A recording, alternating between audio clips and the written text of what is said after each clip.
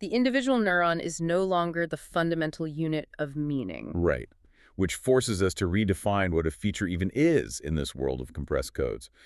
The reality of superposition has pushed researchers into a much more geometric way of thinking. Which means features are not single nodes, they exist as directions, or axes in this high-dimensional activation space. That's a conceptual leap. We need to make sure we really solidify that for the listener. Okay, let's start with the basics of that space. Yeah. Every time the AI processes an input, a sentence, an image, whatever, it generates what's called an activation vector. A vector? Yeah. If the network layer has, say, 10,000 neurons, that activation vector is a single point in a 10,000 dimensional space. And this vector describes the complete state of the network at that exact moment. So that state, that single point in this massive room, is determined by the output value of all 10,000 neurons simultaneously. Correct. Now let's go back to the stage dimmer analogy, but let's push it into this geometric realm. Okay, so we're backstage again, and we have 100 dimmers, or 100 neurons. The exact setting of all 100 dimmers creates the specific light scene on stage. And that light scene is our point in the 100-dimensional activation space. Now, consider the feature. Let's say the subtle upward curve of a dog's tail. In the old monosemantic world, that feature would be represented by... Just turning on dimmer 17. Simple. Simple, but we know that's not right.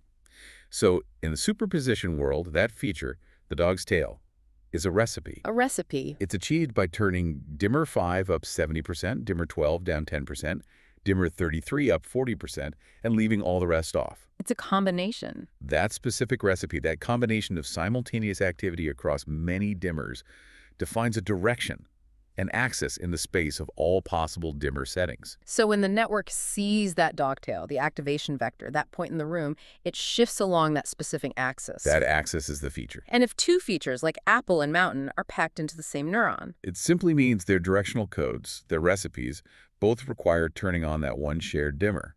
But they achieve their unique directions by turning on other dimmers in totally different combinations. so their overall direction, their vector, is still unique, even though they share overlapping components. Exactly. They might be very close vectors in that high-dimensional room, but they are not identical. This view is incredibly powerful. It gives us a clear objective for interpretability.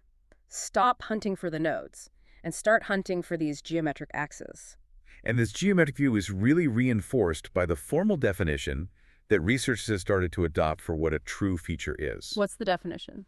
A feature is what a larger, more capacious network would assign to an individual neuron if it could. Whoa, okay. That is such a key definition. Say that again. A feature is what a larger, more capacious network would assign to an individual neuron if it could. It confirms that our current messy network is just doing its best to mimic an ideal, clean network. It's running a noisy simulation of perfect modularity. It recognizes that the fundamental unit should be monosemantic, but the space constraint forces those monosemantic features to compress into these directional overlapping codes.